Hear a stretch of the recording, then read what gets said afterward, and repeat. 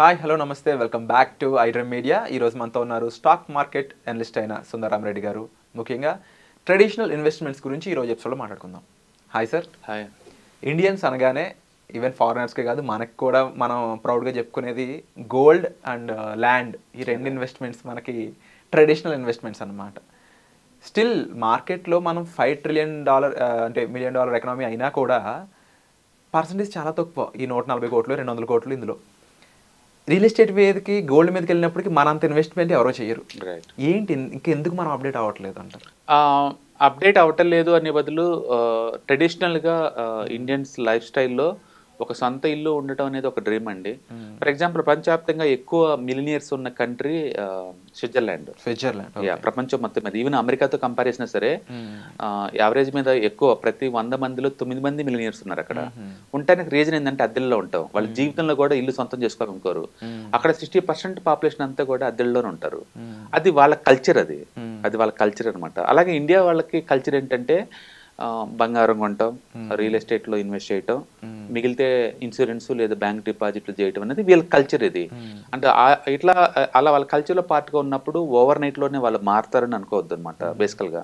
So అందుకని ఇండియాలో real estate ఎప్పుడు కూడా కొద్ది హ్యూజ్ డిమాండ్ ఉంటుంది. ఫస్ట్ అసలు ఇల్లు లేకపోతేనేమో కనీసం సింగిల్ ఇల్లు సొంతం చేసుకోవాలనుకుంటారు జీవితకాలం. 140 కోట్ల మందికి 3 పైపుల సముద్రం, ఒకవైపు పర్వతాలు ఉన్నాయి కాబట్టి న్యాచురల్గా ల్యాండ్కి స్కేర్సిటీ ఎక్కువ ఉంటుంది. అండ్ రెండోది సిటీస్ చాలా తక్కువ ఉన్నాయి ఇండియాలో కంపేర్ టు వెస్టర్న్ కంట్రీస్తో పోల్చుకున్నప్పుడు. ఆ సిటీలోనే మేజర్ ఫోకస్ చేస్తారు కాబట్టి అండ్ ఎక్కువ మంది అక్కడ ల్యాండ్ రేట్ ఎంత ఉన్నా సరే కొంటాను రెడీ అవుతుంటారు. అందుకని ఇల్లు కొనటం అనేది ఒక ఎమోషనల్ డిసిషన్. అది ఎట్టి పరిస్థితుల్లో దాన్ని ఒకటని ఉంచుకుందాం అన్నట్టు. అందుకని చాలా మంది చిట్టీలు కట్టేసి లేదా వడ్డీలు తెచ్చేసి లేదా లోన్ తీసుకొని మరి ఇల్లు కడతా ఉంటారు అనమాట. ఇక్కడ ఇల్లు కొంటే గుడ్ బ్యాడ్ అనే బదులు అఫోర్డబిలిటీ అనేది ఇక్కడ ఎగ్జాంపుల్, అంత మించి ఏం లేదండి. అంటే ఇండియాలో కూడా హౌస్ అనగానే లోన్ అనే పదం ఆటోమేటిక్గా వచ్చేస్తుంటుంది పక్కనే. బేసికల్ గా రియల్ ఎస్టేట్ వాళ్ళకి లోన్స్ కనుక ఇవ్వకపోతే 99% అసలు ఇల్లు అమ్ముడుపోవండి. ఓకే. ఇండియాలో రియల్ ఎస్టేట్ లో ఒక రూరల్ ఇండియాలో తప్ప మిగతా ఎక్కడైనా సరే ఇల్లు అంటే నథింగ్ బట్ హౌసింగ్ లోన్స్. అందుకనే బ్యాంక్ వాళ్ళు కూడా ఇప్పుడు చూసిన హోమ్ లోన్ అని ప్రమోట్ చేస్తారు. ఎందుకంటే ఒకసారి బ్యాంకింగ్ లోన్ ఇస్తే 30 years నువ్వు నా కస్టమర్, నేను ఎత్తుకున్న పని లేదు వేరే వాళ్ళని.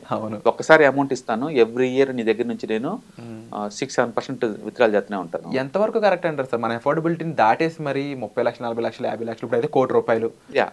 అన్ఫార్చునేట్లీ డైవర్సిఫికేషన్ లేదండి దాంట్లో. ఎందుకంటే ఒక వ్యక్తి కనుక లోన్ తీసుకొని ఒక 50 లక్షలు ఇల్లు కొన్నా సరే అతని దగ్గర ఒక 10 lakh కట్టాడు అనుకోండి, 40 lakh కట్టాలి రెస్ట్ ఆఫ్ ది లైఫ్ లో. 40 ఇంట్రెస్ట్ తో కలుపుకుంటే 80 lakh దాకా అవుతుంది. అందుకని టూ మచ్ గా ఒకే అసెట్ లో ఎక్కువ ఇన్వెస్ట్ చేయడం ద్వారా ఎమోషనల్ గా సాటిస్ఫై అవుతాడేమో కానీ ఫైనాన్షియల్ గా చాలా స్ట్రెస్ అవుతాడు. బట్ ఇండియాలో అది సెంటిమెంట్. ఒక ఇల్లు అంటూ ఉంటే ఒక ఎమోషనల్ సాటిస్ఫాక్షన్ వేరేలాగా ఉంటుంది.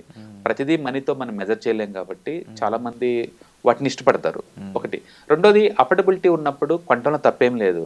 అందుకని మీ దగ్గర ఒక 5 లక్షలు 5 కోట్లు 10 కోట్లు 20 కోట్లు ఉన్నప్పుడు మిగతా అసెట్ లో పెట్టినట్టు ఈ అసెట్ లో పెట్టడంలో తప్పేం లేదు. కానీ మీ దగ్గర తక్కువ మనీ ఉన్నప్పుడు ఆ డబ్బుని తీసుకెళ్లేసి దీంట్లో పెట్టడం వల్ల లేదంటే మనీ బ్లాక్ అవుతాయి అనమాట మీకు బేసికల్ గా. అందుకని కొనటం బెటరా అద్దెకేయటం బెటరా అనే బదులు మీ దగ్గర ఒక ₹1,00,00,000 అమౌంట్ ఉన్నాయి అనుకోండి, మీరు ఆ కోటి పెట్టి ఆ ఉన్న అమౌంట్ పెట్టేసి ఇల్లు కొన్నారనుకోండి, మీకు మిగిలేదు రెంటలో. అంతమించి ఏముండదు. రెంట్ ఎంత ఉంటుందండి? 3% ఉంటుంది. అంటే ఇలా బలైపోయిన వాళ్ళు నా ఫ్రెండ్స్ కూడా ఉన్నారు సార్. సొసైటీలో ఎక్కువ సార్లు అందరూ బలైపోతారు దీంట్లో. అందులో హ్యాపీగా ఉండేది మన సొసైటీలో ఏంటంటే ఇల్లు కొనుక్కోవటం అనేది ఒక ఎమోషనల్ రీజన్ ఉంది కాబట్టి కొనేసి ఆ రెంట్తో ఈఎంఐ కట్టేద్దాం అనుకునే వాళ్ళకి మీరు ఏం చెప్తారు? నేను అదే అంటుంది, ఈఎంఐకి మీరు బ్యాంక్ కట్టే వడ్డీ ఎంత అంటే 8% ఉంటుందండి ఈఎంఐ. మీరు రెంట్ కొంటే మీకు వచ్చేది 4%, 3% వడ్డీతో ఉండొచ్చు రెంట్కి. కొంతమంది రెంట్ ఉండడానికి ఇష్టపడరు కానీ ఇండియాలో రెంట్ కొంటే బెస్ట్. అసలు ఇల్లు కొనుక్కోకూడదు ఎప్పటికీ. రిటైర్మెంట్ వచ్చినప్పుడు మీరు ఎక్కడ సెటిల్ అవుదాం అనుకుంటే అక్కడ కొనుక్కోండి ఇల్లు బెటర్ అనమాట. ఎందుకంటే నేను చెప్పాను కదా, 50 లక్షల ఇల్లు మీరు కొన్నారనుకోండి, మీ మనీ అంతా బ్లాక్ అవుతుంది అక్కడ. ఇంక మీ అమౌంట్ ప్రొడ్యూస్ చేయట్లేదు. నేను ఆ అమౌంట్ని 50 లక్షలు తీసుకెళ్ళి రూపాయి వడ్డీకి ఇచ్చాను అనుకో బయట, నాకు నెలకి 50,000 వస్తూ ఉంటాయి. నువ్వే రెంట్ కొంటే నీకు వచ్చి మిగిలేదు 15,000 కదా. నాకు 50,000 రెంట్ వస్తుంది ఎవ్రీ మంత్ జీవితకాలం తరతరాలు. నాకు ఎక్కడైతే మిగులుతుంది అంతే. అంటూ ల్యాండ్ ప్రైస్ పెరుగుతుంది కదా, ఫ్యూచర్లో ల్యాండ్ రేట్లు పెరుగుతాయి కదా అలా చెప్తా ఉంటారు. బట్ నా దగ్గర 5-6 కోట్లు ఉన్నప్పుడు 1 కోటి పెట్టి ఇల్లు కొంటలు తప్పేం లేదు. కానీ మీ దగ్గర 1 కోటి ఉన్నప్పుడు ఇల్లు కొంటం అనేది బ్లండర్ మిస్టేక్. రెండోది, అలాంటి పెద్ద పెద్ద డెసిషన్ తీసుకునేటప్పుడు ఏంటంటే ఫైనాన్షియల్ ఎక్స్పర్ట్ని ఒకసారి కన్సల్ట్ చేశారనుకోండి, పెయిన్ తక్కువ తోటి ఎలా కొనాలో మీకు అడ్వైజ్ ఇస్తాడు. మీరు ఆ రూట్లో కొనుక్కోవచ్చు. సపోజ్ మీ దగ్గర మ్యూచువల్ ఫండ్ పోర్ట్ఫోలియో ఉందనుకోండి, ఒక 30-40 lakh దీన్ని తనఖా పెట్టేసి ఆ వచ్చిన డబ్బులతో కొనొచ్చు. ఈ అసెట్ ఎలాగో ఇయర్లీ యావరేజ్ 50% గ్రో అవుతుంది కాబట్టి ఇల్లు ఈఎంఐ నీకు 80కి అవుతుంది కాబట్టి నీకు అది పెద్ద పెయిన్ ఉండదు. అలా కాకుండా ఉన్న అమౌంట్ మొత్తం పెట్టేసి కొన్నా లేదా బ్యాంక్ దగ్గర 8% లోన్ తీసుకుని కొన్నా చాలా పెయిన్ ఉంటుంది అనమాట. ఎందుకంటే నీ మిగిలేదు ఎండ్ ఆఫ్ ది డే ఆ 4% రెంట్ మిగిలింది అంతే, అంత మించే మిగలదు. అంటే real estate as a investment separate concept అది. ఓకే, రెంటల్ ఇన్కమ్ అనేది అంత వర్తగానే కాదు.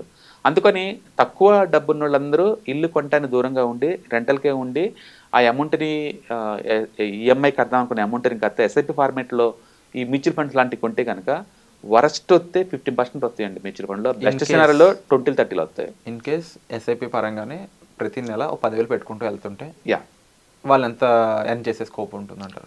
ఒక 30 years టైం వేసారు అనుకోండి, ఈజీగా 700 కోట్లు వస్తాయి. 50% నిఫ్టీలో పెట్టి వదిలేసినా సరే. ఓకే, అందుకని లాంగ్ టర్మ్ పాయింట్ ఆఫ్ లో హౌస్ బెటరా లేకపోతే ఇలాంటి మ్యూచువల్ ఫండ్స్ బెటరా అంటే ఎసెట్ పాయింట్ ఆఫ్ లో అల్టిమేట్ మ్యూచువల్ ఫండ్స్, దాంతో నువ్వు కంపేర్ చేయాలి రియల్ ఎస్టేట్ తోటి.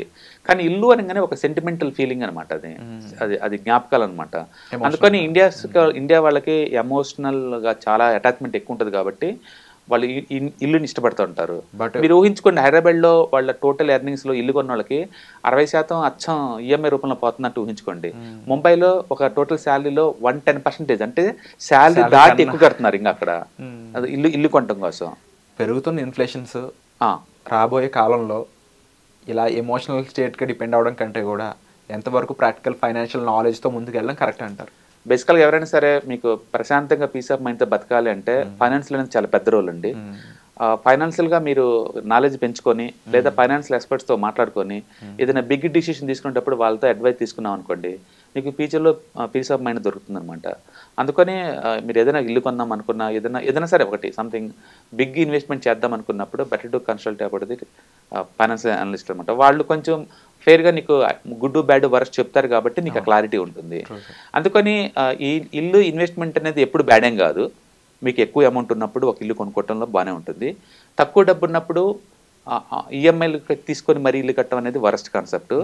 ఒకవేళ మీరు సొంతంగా డబ్బు పెట్టి ఇల్లు కొని బదులు దాన్ని బెటర్ వేలో ఆప్టిమేషన్ చేసుకోవాలంటే అండ్ ఫైనాన్షియల్ ఎక్స్పర్ట్స్ని కన్సల్ట్ అవ్వండి. ఎందుకంటే బ్యాంక్లోని 8%, నీ డబ్బు వేరే చోట 10%కి 15% వర్క్ చేస్తుంది అనుకోండి, ఆ డబ్బుని కదిలీకుండా అంతే ఉంచి ఆ డబ్బు ద్వారా దీంట్లోకి ఈఎంఐ మార్చుకుంటే బెటర్ అనమాట. అందుకని ఇల్లు కొనటం తప్పు కాదు, వే ఆఫ్ బయింగ్ చూసుకొని కొనుక్కోవటం అనేది బెటర్ అనమాట. సో బెనిఫిట్ ఏమో ఇల్లు కొంటే ఎమోషనల్ సాటిస్ఫాక్షన్, సొసైటీలో నేను రిచ్ కింద కన్సిడర్ చేస్తే మనం చూసే ఫిజికల్ అసెట్స్ కార్లు కావచ్చు ఇల్లు కావచ్చు ఇవన్నీ 90% లోన్లో తీసుకునేవి. బట్ జనాలు ఈ రియల్ అసెట్స్ అనుకుంటారు, నీకు రెస్పెక్ట్ ఇస్తారు, అలా ఉంటుంది. రెండోది ఎమోషనల్ సాటిస్ఫాక్షన్, టోటల్ ఫ్యామిలీ అక్కడే ఉంటుంది. అండ్ మూడోది ఏంటంటే ఎండ్ ఆఫ్ ది డే ప్రతిసారి డబ్బుతో ముడిపట్టలేము పెద్దాన్ని. కొన్ని మొక్కలు పెంచడం ఇష్టం, కొంతమందికి టూర్లు వెళ్తే ఇష్టం, అలా కొంతమందికి ఇల్లు అంటే ఇష్టం. అలాంటి వాళ్ళకి అల్టిమేట్ హ్యాపీ ఫీలింగ్ వస్తుంది. అంటే మూడోది అంటే ఫైనాన్షియల్గా ఎప్పుడు అప్ అండ్ డౌన్ అవుతూ ఉంటుంటే ఒక ఇల్లు అన్న ఒకటి ఉంటే పీస్ ఆఫ్ మైండ్తో ఉంటుంది. ఎండ్ ఆఫ్ ది అక్కడ పోయి పండుకుని నిద్రపోయినట్టు ఇలాంటి వాటితో ఉంటుంది. బ్యాడ్ థింగ్ ఏంటంటే డబ్బులు మొత్తం బ్లాక్ అవుతాయి. ఒక ఇల్లు కొంటే 20-30 సంవత్సరాలు బ్లాక్ అవుతావు. జాబ్ మారి వేరే సిటీకి వెళ్ళిపోతే మళ్ళీ దీన్ని మేనేజ్ చేయడం కష్టం, మళ్ళీ ఆ సిటీలో మళ్ళీ ఇంకో దాన్ని రెంట్లు కట్టడం చాలా కష్టం. మూడోది ఇల్లిక్విడ్ అసెట్, అర్జెంట్ డబ్బులు కావాలంటే నువ్వు అమ్మలేవు, ఇమీడియట్లీ దగ్గర చూసి పిండుతారు. నాలుగోది ఏంటంటే నువ్వు దాన్ని ఇన్వెస్ట్మెంట్ అనుకుంటే ఎప్పుడైనా రాంగ్, ఇల్లు ఎప్పుడు కూడా అది ఎప్పటికి ఇన్వెస్ట్మెంట్ అవ్వాలి. కంపారబుల్లీ లో రిటర్న్స్ వచ్చే ఇన్వెస్ట్మెంట్స్ అనమాట, పెద్ద ఇన్వెస్ట్మెంట్స్ ఏం కావు. దాని బదులు మ్యూచువల్ ఫండ్స్ పెట్టుకోవచ్చు. Thank you so much sir, eye opening information అనొచ్చు, కళ్ళు తెరిపించారని చెప్పాలి. Thank you so much for information. Yeah hi, ప్రస్తుతం ఉన్న ప్రపంచంలో ఫైనాన్షియల్ లిటరసీ అనేది ఎంత ఇంపార్టెంటో అందరికీ ఇప్పటికే అర్థమై ఉంటుందండి. సో స్టాక్ మార్కెట్కి వచ్చేసరికల్లా ఇది చాలా అప్ అండ్ డౌన్స్ అవుతూ ఉంటాయి. మార్కెట్ చాలా వాలటిలిటీ ఎక్కువ ఉంటుంది. వేరే అసెట్ క్లాస్తో పోల్చుకుంటే ఇక్కడ టూ మచ్ వాలటిలిటీ ఉంటుంది. సో దీన్ని ఎలా హ్యాండిల్ చేయాలి and ETFs, index funds, mutual funds ద్వారా ఎలా మనీ మేక్ చేసుకోవచ్చు, ఇది టోటల్ మీకు ప్యాసివ్ ఇన్కమ్ లాగా as well as active income లాగా ఎలా ఉపయోగపడుతుందో ఈ ప్రోగ్రామ్ ద్వారా మీకు నేర్పడుతుంది. కాబట్టి ఇంట్రెస్ట్ ఉన్న పార్టిసిపెంట్స్ ఈ కింద రోల్ అవుతున్న నెంబర్కి పింగ్ చేసుకొని సీట్స్ బుక్ చేసుకోండి. Thank you.